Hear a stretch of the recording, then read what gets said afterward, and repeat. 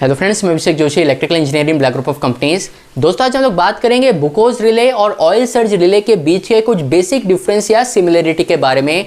पिछले वीडियो में हमने ऑयल सर्ज रिले के कुछ बेसिक कॉन्सेप्ट के बारे में बात की थी, जिसमें लोगों के कमेंट आए थे कि फिर बुकोज रिले और ऑयल सर्ज रिले में बेसिक डिफरेंस ही क्या रह गया। तो आज के इस वीडियो में मैं आपको यही बताऊंगा कि बुकोज रिले और ऑयल सर्ज रिले किस तरीके से अलग है, इनका फंक्शन, इनका काम किस तरीके से अलग है। तो दोस्तों बिना टाइम वेस्ट किए शुरू करते हैं।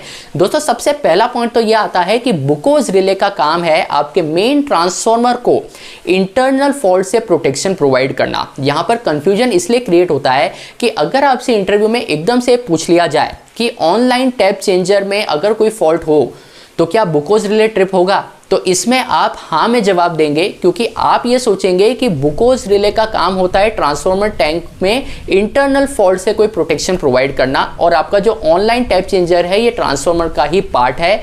इसलिए आप ये कह देते हैं कि हाँ, अगर ऑनलाइन टैप चेंजर में कोई फॉल्ट होगा तो भी बुकोज रिले में ट्रिपिंग आएगी, जबकि इसका जवाब ऐसा नहीं है। अगर आपके मेन ट्रांसफॉर्मर में कोई इंटरनल फॉल्ट होता है तो उसके लिए बुकोज रिले ट्रिपिंग प्रोवाइड करेगा, बुकोज रिले प्रोटेक्शन प्रोवाइड करेगा।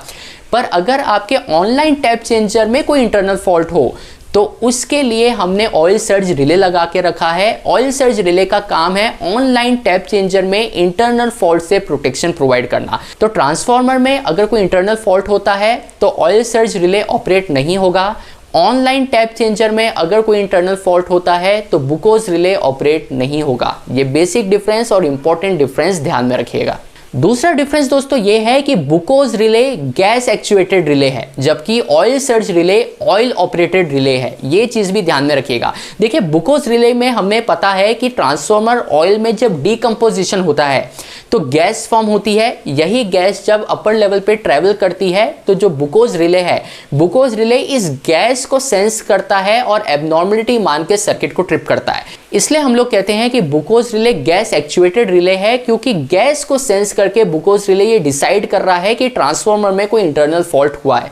जबकि अगर ऑयल सर्ज रिले की बात करें तो ऑयल सर्ज रिले एक ऑयल ऑपरेटेड रिले है। इसका मतलब यह है कि अगर आपके ऑनलाइन टैप चेंजर में कोई इंटरनल फॉल्ट होता है तो उसके वजह से आपके जो ऑयल की फ्लो रेट है उसमें चेंजेस आते हैं। अब अगर आपका ऑयल का फ्लो रेट एक प्रीसेट वैल्यू से ज़्यादा चला जाता है तो ऑयल सर्ज रिले इसे एबनॉर्मल मानता है और आपके ट्रांसफॉर्मर को ट्रिप कर देता है।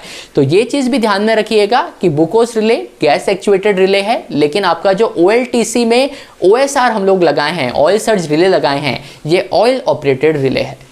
तीसरा एक डिफरेंस दोस्तों ये भी है कि जो बुकोज रिले है ये ट्रांसफॉर्मर के मेन टैंक और कंजर्वेटर टैंक के बीच में लगा होता है। ये शायद हम सभी लोगों को पता होगा। पर अगर कोई आपसे इंटरव्यू में ये पूछे कि ऑयल सर्ज रिले कहाँ पर लगाते हैं तो बहुत सारे लोग यही सोच लेते हैं कि ऑयल सर्ज रिले भी ट्रांसफॉर्मर में ही कहीं लगाया जाता होगा, क्योंकि आपका जो ऑनलाइन टैप चेंजर है वो तो एक छोटी सी यूनिट रहती है, वहां पर आप कहां पर OSR को लगाएंगे।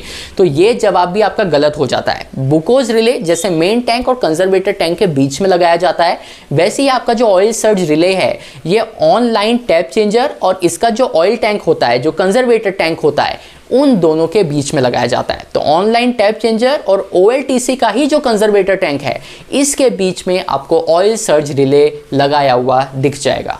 ये वीडियो अगर आपको पसंद आया हो तो मुझे कमेंट बॉक्स में बताइए और इस चैनल को सब्सक्राइब कीजिए। मैं आपसे मिलता हूं अगले हफ्ते ऐसे एक इंटरेस्टिंग टॉपिक के साथ। तब तक अपना ध्यान रखिए। Good bye.